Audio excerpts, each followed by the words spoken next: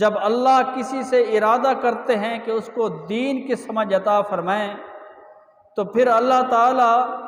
اس کو خیر یعنی کہ دین کی سمجھ عطا فرماتے ہیں، دین کی فقاہت عطا فرماتے ہیں۔ حضرت ابراہیم علیہ السلام نے باپ کا یہ کام دیکھا، کیونکہ ان کے پاس مختلف قسم کے لوگ آیا کرتے تھے۔ بعض وہ تھے جو سورج کی مورتیاں بنوا کے جاتے تھے، بعض وہ تھے جو چاند کی بنوا کے جایا کرتے تھے، بعض ایسے تھے جو ستارے کی تصویر بنوا کے جایا کرتے تھے، اور بعض وہ تھے جو کسی گائے کی تصویر بنوا کے جایا کرتے تھے، اور بعض وہ بھی تھے جو کسی مخلوق یعنی بندر کی یا کتے کی یا اللہ کی کسی اور مخلوق کی تصویر ان سے بنوایا کرتے تھے۔ یعنی جو جس سے محبت کرتا، جو خاندان جس کو دل سے چاہتا، اسی کی تصویر حضرت ابراہیم علیہ السلام کے باپ سے بنواتا اور وہ پھر اپنے پاس لے جاتا۔ یہ تھا ان کا طریقہ کار۔ جب حضرت ابراہیم علیہ السلام باپ کے ساتھ کام کرنا انہوں نے شروع کیا تو غور و فکر کرنے لگے۔ انہوں نے کہا سورج کو ماننے والے عجیب ہیں کہ سورج جب طلوع ہوتا ہے لوگ جھک جاتے ہیں اور شام تک تو ان کا رب رہتا ہے، اور پھر وہ غروب ہو جاتا ہے، اس کے بعد سورج والوں کا رب غروب۔ یہ کیسا رب ہے جو صبح آتا ہے شام کو ختم ہو جاتا ہے، اور کبھی بادل آ جائیں تو چھپ جاتا ہے نظر بھی نہیں آتا؟ یہ کیسا رب ہے؟ تو اس نے ابراہیم علیہ السلام نے سب سے پہلے یہ انکار کیا اور لوگوں کو کہا کہ لوگوں کوئی ایسی دلیل میرے سامنے پیش کرو جو تم اس سورج کو رب مانتے ہو۔ اور پھر آگ والوں سے کہا کہ زرتشتیوں سے کہ تم آگ کی مجوسیوں سے کہ تم آگ کی پجاری ہو، آگ کی پوجا کرتے ہو، جب آگ بجھ جاتی ہے یہ کیسا تمہارا رب ہے؟ اس پہ پانی ڈالو تو یہ مدم ہو جاتا ہے، یہ ختم ہو جاتا ہے۔ یہ کیسا رب ہے کہ وہ بیچارہ اپنے آپ کو بچا بھی نہیں سکتا کہ ایک پانی اس کو بجھا کے رکھ دیتا ہے، ہوائیں اس کو اڑا کے لے جاتی ہیں، کیسی یہ آگ ہے، کیسا تمہارا الہ ہے؟ تو انہوں نے اس سے بھی انکار کیا۔ پھر چاند والوں سے کہا تم چاند کو مانتے ہو، میں تو حیران ہوں جو کہ رات کو نکلتا ہے اور رات کو ہی گم ہو جاتا ہے، کیسے تم اس کو کیسے رب مانتے ہو؟ اور ان ستاروں کو مانتے ہو جو رات کو ہوتے ہیں اس کے بعد نظر نہیں آتے سارا دن، یہ کیسا تمہارا رب ہے؟ پھر باپ سے کہنے لگے ابا جی یہ جو آپ جو یہ بناتے ہیں تصویریں، پتھر سے خود بناتے ہیں، خود ان کے سامنے جھکتے ہیں، خود ان سے مانگتے ہیں، آپ نے ان کا ناک بنایا، ان کا کان بنایا، ان کی آنکھیں بنائی، ان کا سر بنایا، ان کے بال بنائے، ان کا پورا جسم بنایا، پورا جسم تراشا، اور پھر اس سے آپ حاجات ضروریات مانگ رہے ہیں، کیسی عقل کی بات ہے؟ تو حضرت ابراہیم علیہ السلام ہر قوم سے یہی کہنے لگے، سورج کے پجاریوں سے، مجوسیوں سے، زرتشتوں سے، اور شمسیوں اور اسی طرح قمریوں سے اور نجومیوں سے، اور ساتھ میں جو لوگ اپنے نیک بزرگوں کو مانتے تھے، بت پرست، سب کو حاضر کر کے کہنے لگے یہ کیسے تم ان کو مانتے ہو جو کچھ نہیں سننے والے؟ ایک واقعہ اسی طرح حضرت ابراہیم علیہ السلام نے بت ماننے والوں کو جو بت کو مانا کرتے تھے ان کے آگے اپنی اچھے اچھے کھانے رکھ کے جایا کرتے تھے۔ کبھی بھی کسی بھی مشن پہ جاتے تھے تو سب سے پہلے اچھا کھانا تیار کر کے اپنے بتوں کے سامنے رکھتے۔ ایک دفعہ حضرت ابراہیم علیہ السلام نے سب بتوں کو توڑ دیا اور ایک بڑا جو بت تھا اس کے کندھے پہ کھڑہاڑا رکھ دیا، اور جس وقت وہ قوم اپنے میلے سے واپس لوٹی تو انہوں نے دیکھا کہ سب کچھ کھانے تو پڑے ہیں، کسی کی ٹانگ ٹوٹی ہے، کسی کا بازو ٹوٹا ہے، کسی کی آنکھ نکلی ہے، کسی کا ناک ٹوٹا ہے، کسی کا سر اوپر سے تن سے جدا کر دیا گیا ہے، یہ کیسا معاملہ ہے؟ وہ بڑے حیران ہوئے، حضرت ابراہیم علیہ السلام سے کہنے لگے یہ تو نے کیا ہوگا، یہ تو ان کے خلاف ہے۔ ابراہیم علیہ السلام عاجز سے انکساری سے کہنے لگے کہ تم ان کو رب مانتے ہو ان کو حاجت روا مانتے ہو، ان کو مشکل کشا مانتے ہو، اس بڑے سے پوچھو، یہ بڑا تمہیں بتائے گا، کیونکہ اس بڑے کو غصہ آیا ہے، اس نے چھوٹوں کو مار دیا ہے، لہٰذا اس سے پوچھو۔ تو وہ سر جھکا کے کہنے لگے، اے ابراہیم تجھے علم ہے کہ یہ سنتے نہیں ہیں، یہ دیکھتے نہیں ہیں، یہ کچھ بھی نہیں کر سکتے۔ حضرت ابراہیم علیہ السلام نے کہا، جب یہ کچھ کر نہیں سکتے تو پھر ان کو مانتے کیوں ہو؟ ان کے سامنے حاجات ضروریات کیوں رکھتے ہو؟ یہ حضرت ابراہیم علیہ السلام۔ اس کے بعد پھر حضرت ابراہیم علیہ السلام کو اللہ تعالیٰ نے اپنا دوست بنایا، واتخذ اللہ ابراہیم خلیلا۔ اللہ تعالیٰ فرماتے ہیں کہ ہم نے ابراہیم علیہ السلام کو اپنا دوست بنایا، اس لیے تو ابراہیم خلیل اللہ کہا جاتا ہے۔ اور آزمائش میں سب سے زیادہ ابراہیم علیہ السلام کو تکلیفیں ہوئیں۔ سب سے پہلی آزمائش جب حضرت ابراہیم علیہ السلام کو اس کے باپ نے گھر سے نکال دیا، اور دوسری تکلیف حضرت ابراہیم علیہ السلام کو ایک آگ کے گڑھے میں ڈالا گیا، آگ ٹھنڈی ہو گئی تھی۔ اور تیسری تکلیف حضرت ابراہیم علیہ السلام کو گھر سے ہی، ملک سے ہی جلا وطن کر دیا گیا تھا۔ اور پھر حضرت ابراہیم علیہ السلام در در ہر ملک سے دوسرے ملک آپ ہجرت کرتے رہے، اور ایک اللہ کی دعوت دیتے رہے، لوگوں کو اعلان کر کے کہتے رہے، ایک اللہ کی مانو، وہی وحدہ ہے، وہی لا شریک لہ ہے، ایک ہے، اس کا کوئی شریک نہیں۔ ان حضرت ابراہیم علیہ السلام نے ہر کسی، سب سے مشکل تبلیغ اس وقت ہوتی ہے جب بہت سارے فرقوں کے لوگ، بہت سارے مذاہب کے لوگوں سے انسان کا مقابلہ ہو جائے۔ زرتشتیوں سے حضرت ابراہیم علیہ السلام کا مقابلہ، قمریوں سے مقابلہ، شمسیوں سے مقابلہ، نجومیوں سے مقابلہ، ہر بت پرست سے مقابلہ، اور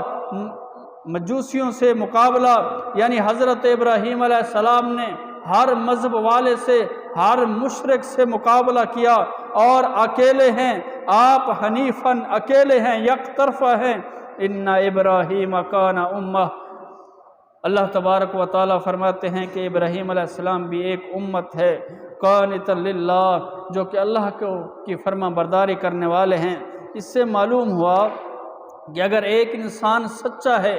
حق پر ہے، موحد ہے، تو سمجھو کہ وہ بھی ایک امت میں شمار ہوتا ہے، کیونکہ اللہ تبارک و تعالیٰ نے اکیلے ابراہیم علیہ السلام کو امہ کہا ہے۔ تو لہٰذا اگر ایک سوچ فکر رکھنے والا شخص، جبکہ اس کے مخالف ہیں سارا علاقہ، سارا وسیب، ساری دنیا اس کے مخالف ہے، لیکن وہ اپنے فکر میں، اپنی سوچ میں وہ حق پر ہے، وہ سچ پر ہے، گویا کہ وہ ایک امت ہے، وہ اپنے آپ کو ایک امت تصور کرے، وہ یہ نہ کہے کہ میں اکیلا ہوں، وہ اکیلا نہیں، وہ بھی ایک امت ہے، کیونکہ اس کی سوچ ایک امت جیسی ہے۔ حضرت ابراہیم علیہ السلام اکیلے نہیں تھے۔ آج حضرت ابراہیم علیہ السلام کی سوچ، حضرت ابراہیم علیہ السلام کا مذہب، حضرت ابراہیم علیہ السلام کا مشن پوری دنیا میں ہے۔ یہودی حق پر تب ہوں گے جب موحد ہوں گے، عیسائی حق پر تب ہوں گے جب موحد ہوں گے، ہندو حق پر تب ہوں گے جب موحد ہوں گے، بدھ مت حق پر تب ہوں گے جب موحد ہوں گے، مسلمان بھی حق پر تب ہوں گے جب موحد ہوں گے، ایک اللہ کے سامنے جھکنے والے ہوں گے، ایک اللہ کو ماننے والے ہوں گے۔ اور حضرت ابراہیم علیہ السلام کی ہمیشہ یہی دعوت تھی، اور ان کا منہج یہ تھے، وَلَمْ يَكُ مِنَ الْمُشْرِكِينَ، اللہ فرماتے ہیں کہ وہ مشرک نہیں تھے، اور یہی فرمایا وَمَا كَانَ مِنَ الْمُشْرِكِينَ، حضرت ابراہیم علیہ السلام مشرک نہیں تھے، وہ شرک کی دعوت نہیں دیا کرتے تھے، وہ ایک اللہ کے سامنے جھکنے کا کہا کرتے تھے۔ مَا كَانَ إِبْرَاهِيمُ يَهُودِيًّا وَلَا نَصْرَانِيًّا وَلَكِنْ كَانَ حَنِيفًا مُسْلِمًا وَمَا كَانَ مِنَ الْمُشْرِكِينَ۔ آل عمران کی 67 نمبر آیت ہے۔ ابراہیم علیہ السلام نہ یہودی تھے نہ عیسائی تھے، بلکہ موحد مسلمان تھے، اور مشرک بھی نہیں تھے۔ اور حضرت ابراہیم علیہ السلام کو اللہ تعالیٰ نے کیسی کیسی آزمائشوں میں ڈالا۔ پھر حضرت ایک ایسی آزمائش بھی حضرت ابراہیم علیہ السلام پر اللہ کی طرف سے آئی، وَقَالَ إِنِّي ذَاهِبٌ إِلَىٰ رَبِّ سَيْهْدِينَ رَبِّ هَبْ لِي مِنَ الصَّالِحِينَ، کہ 80 سال تک حضرت ابراہیم علیہ السلام دعا کر رہے ہیں، یا اللہ مجھے اولاد عطا فرما۔ 80 سال کے بعد اللہ نے ایک بیٹا عطا فرمایا جس کا نام حضرت اسماعیل علیہ السلام تھا۔ فبشرناہ بغلام حلیم، اللہ تعالیٰ نے ایک بردبار لڑکا عطا فرمایا جس کا نام اسماعیل تھا۔ فلما بالغ معہ السعی، جس وقت وہ جوان ہوا، 80 سال دعا کرنے کے بعد ایک بیٹا پیدا ہوا اللہ کی طرف سے، اور پھر جب جوان ہوتا ہے تو یا بنی انی ارا فی المنام انی اذبحک فانظر ماذا تری قال یا ابت افعل ما تؤمر ستجدنی ان شاء اللہ من الصابرین۔ حضرت ابراہیم علیہ السلام کا بیٹا جو دعاؤں سے مانگا گیا تھا، اکیلا تھا، اور جب اللہ تعالیٰ نے ان کو خواب میں یہ دکھایا ابراہیم علیہ السلام کو کہ آپ ذبح کر رہے ہیں، تو فانظر ماذا تری، اپنے بیٹے سے کہنے لگے بیٹا ماذا تری، کیا تیرا خیال ہے؟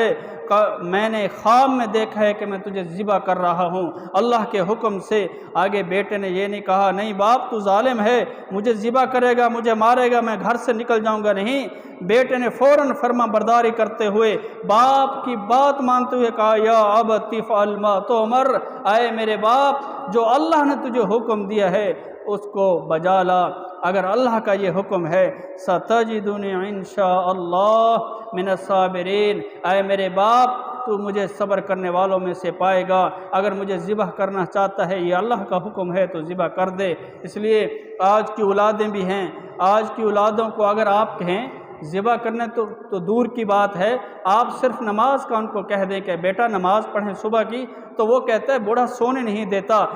یہ ہمیں نیند ہماری خراب کرتا ہے، سارا دن گدھے کی طرح کماتے ہیں اور صبح سونے نہیں دیتا۔ یعنی ہم باپ کی اتنی مانتے ہیں، ہم باپ کی اتنی فرما برداری کرتے ہیں کہ اگر باپ نیکی کی طرف ہمیں دعوت دیتا ہے تو آگے سے یہی کہتے ہیں، حتیٰ کہ قرآن مجید میں اللہ تبارک و تعالیٰ فرماتے ہیں کہ آپ باپ کو اف، والدین کو اف تک نہیں کہہ سکتے۔ لیکن یہ حضرت ابراہیم علیہ السلام کے بیٹے بھی ہیں کہ جب اپنے بیٹے کو کہا، چھوٹی بات نہیں ہے اگر ہم یا آپ میں سے کوئی اپنے بیٹے کو کہے بیٹا تجھے ذبح کرنا ہے، تو وہ فوراً گھر سے نکل کے بھاگ جائے گا کہ مجھے ذبح کرتے ہو، وہ ظالم ہو، مجھے مارتے ہو، میرا خون بہاتے ہو۔ یہ تھے حضرت ابراہیم علیہ السلام کے بیٹے اور نبیوں کے بیٹے اور نیک صالحین کے اولاد، کہ جب باپ نے کہا اے میرے بیٹے میں نے یہ دیکھا ہے کہ تجھے ذبح کر رہا ہوں، ماذا تری، تیرا کیا خیال ہے؟ بیٹے نے چونکہ چنانچہ کیونکہ یہ نہیں کہا، فرمایا یا ابت، اے میرے پیارے باپ تفعل ما تؤمر، جو رب نے حکم دیا ہے وہ کر ڈال، ستجدنی ان شاء اللہ من الصابرین، آپ ہمیں صبر کرنے والوں میں سے پائیں گے۔ اگر آپ میں سے کسی کو اللہ بیٹا دے، وہ بھی 80 سال کے بعد بیٹا دے، بڑی دعائیں کرنے کے بعد، پھر کچھ دنوں بعد اللہ تعالیٰ اس کی قربانی مانگے، ممکن ہے کہ آپ نہیں دیں گے، کیونکہ آپ نماز نہیں پڑھتے تو قربانی خاک دیں گے، آپ کی اولادیں آپ کا کہنا نہیں مانتی، لیکن وہ قربانی کہاں سے دیں گی؟ اگر ایسا ہوتا تو آج کوئی قربان ہونے کے لیے تیار نہ ہوتا۔ اگر آج بھی اسلام میں یہ اصول ہو جائے کہ قربانی دینی ہے، شاید لوگ اسلام کو بھی چھوڑ جائیں کہ اس میں بیٹوں کی قربانی دینی پڑتی ہے، ہم نہیں ہیں دینے والے بیٹوں کی قربانی۔ یہ ہے نبیوں کی اولاد، صالحین کی اولاد، فرما بردار اولاد اور والدین کا کہنا ماننے والی اولاد۔ یا ابت افعل ما تؤمر، حضرت اسماعیل علیہ السلام نے کہا ابا جی کر دیں جو اللہ کا حکم ہے، ستجدنی انشاءاللہ، اللہ کی طرف سے مجھے آپ پائیں گے صبر کرنے والا۔ فلما اسلم وتلہ للجبین، جس وقت حضرت ابراہیم علیہ السلام نے حضرت اسماعیل علیہ السلام کو ایک جنگل میں لے جا کر اور لٹایا، چھری آپ نے تیز کی تھی، باپ مفسرین لکھتے ہیں کہ باپ کو حضرت ابراہیم علیہ السلام حضرت اسماعیل علیہ السلام کہنے لگے ابا جی اپنے آنکھوں پر پٹی باندھ دیں، میری آنکھوں پر پٹی باندھ دیں تاکہ آپ مجھے دیکھیں، آپ کے دل میں دکھ نہ ہو کہ میں بیٹے کو ذبح کر رہا ہوں، اور میں آپ کو دیکھ کے مجھے دکھ نہ ہو کہ باپ مجھے ذبح کر رہا ہے۔ بس اللہ، ایمان اللہ پر ہو، یقین اللہ پر ہو، آپ شروع کریں۔ اور اسی طرح وَنَادَيْنَاهُ أَن يَا إِبْرَاهِيمُ، اللہ تبارک و تعالیٰ فرماتے ہیں جب ابراہیم علیہ السلام نے اپنے بیٹے کو نیچے لٹایا اور لٹانے کے بعد آپ نے چھری رکھی، وَنَادَيْنَا ہم نے پکارا اے ابراہیم قد صدقت الرؤیا، آپ نے اپنا خواب سچ کر دکھایا ہے، اِنَّا كَذَلِكَ نَجْزِي الْمُحْسِنِينَ، اسی طرح ہم جزا دیتے ہیں نیکی کرنے والوں کو، اِنَّ هَذَا لَهُوَ الْبَلَاءُ الْمُبِينُ، یہ تو بہت بڑی آزمائش تھی، اور